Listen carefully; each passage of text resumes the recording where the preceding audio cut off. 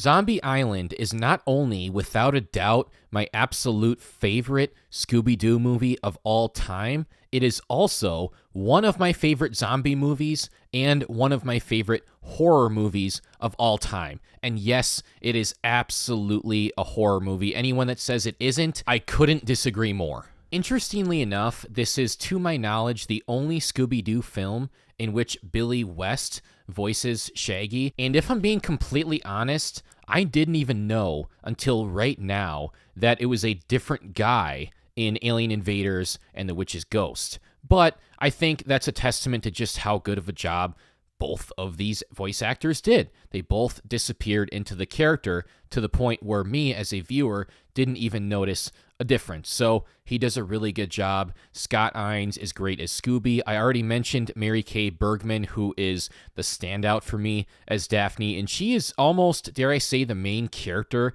in this movie. She is kind of the one who puts all of the pieces into motion because she is looking for a real ghost. She is sick of finding guys in a mask over and over. She wants the thrill. She wants something real and desperately seeks that out. People give a lot of praise to Frank Welker as Fred, and rightfully so. The guy is fantastic. He was perfectly cast, and BJ Ward, of course, is always great as Velma as well. Once again, it was so nice to get the gang finally back together again. And if real zombies and ghosts is not a good enough reason to do it, I don't know what is. Of course, the film opens with a typical Scooby-Doo cold open. These are always a ton of fun. These are very classic Scooby-Doo. You get the classic Scooby-Doo music. You get a chase scene. It's kind of the same in all of these movies, but I don't say that as a bad thing. I always enjoy them. Of course, it's the guy in the mask, as usual, but we needed that in order to set the rest of the movie up. I love that everyone kind of goes their separate ways after that and does their own thing. Everyone is in a job that is perfectly suited for them.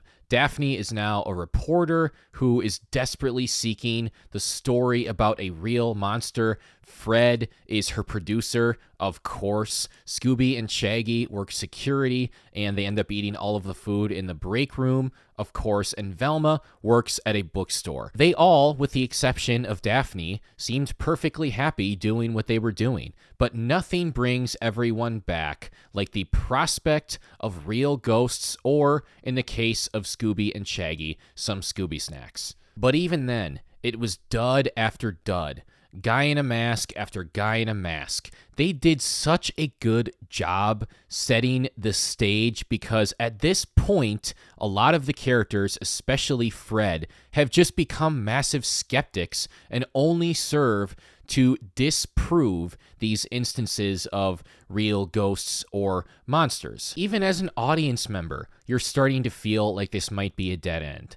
Until the sweet and lovely Southern lady, Lena Dupree, arrives and invites them to her island where she swears there are real ghosts. Voiced by the great Tara Strong, who is a Cartoon Network legend. One of the most prominent voices of my childhood. I thought the film did a really good job setting up all of these new characters, potential suspects, potential friends, and completely subverting your expectations by the end of the film. The fisherman and the gardener seemed so standoffish and rude.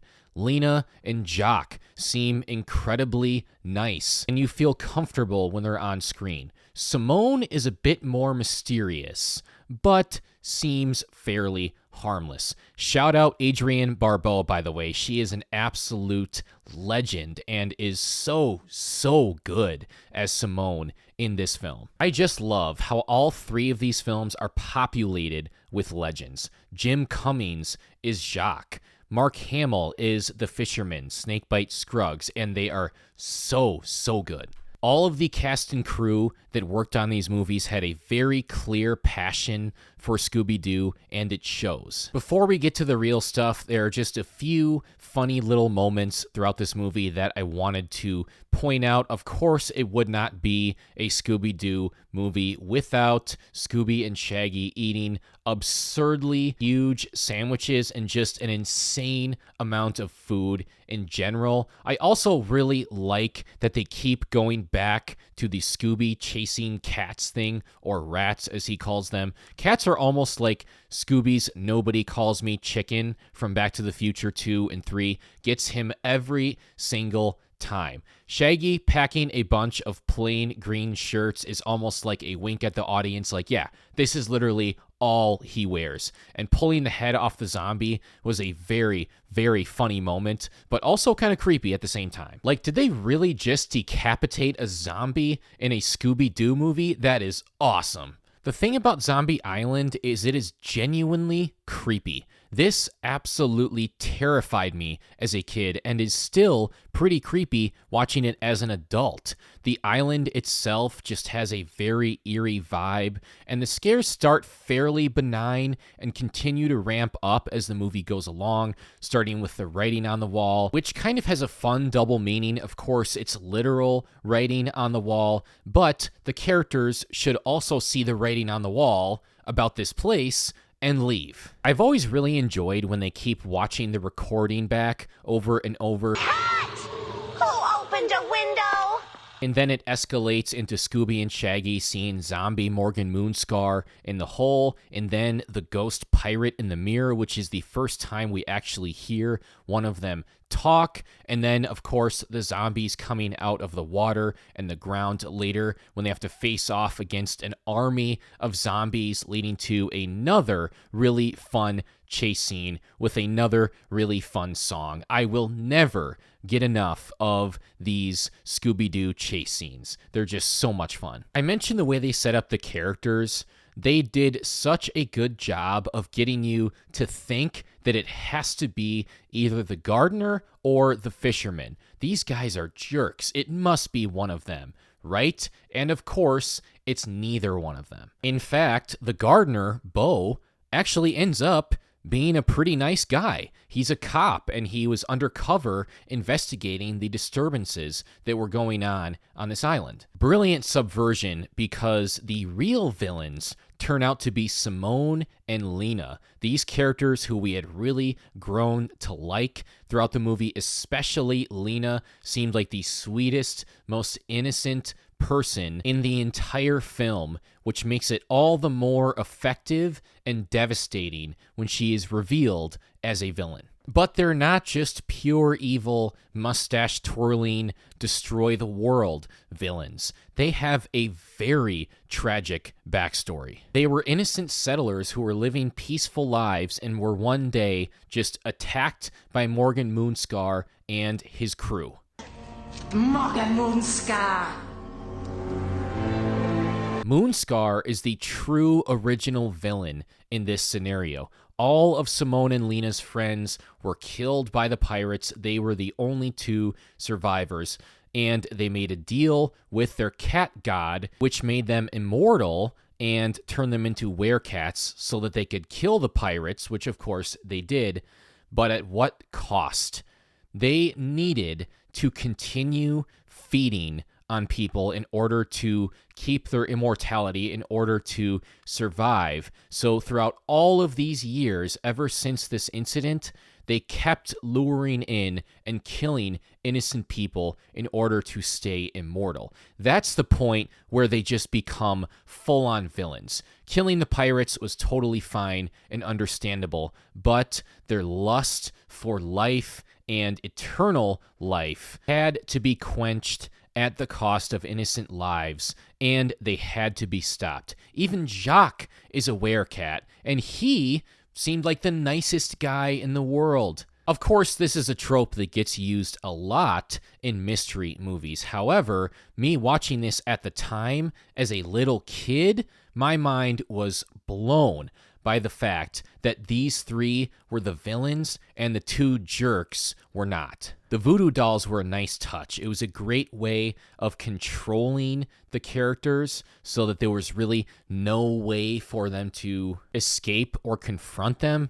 It got pretty bleak. You felt like our characters, our Scooby Gang, is actually in danger during this third act, and that does not happen very often in Scooby-Doo. Lena and Simone really thought of everything, didn't they? Oh, except for the fact that they forgot to make voodoo dolls for Scooby and Shaggy.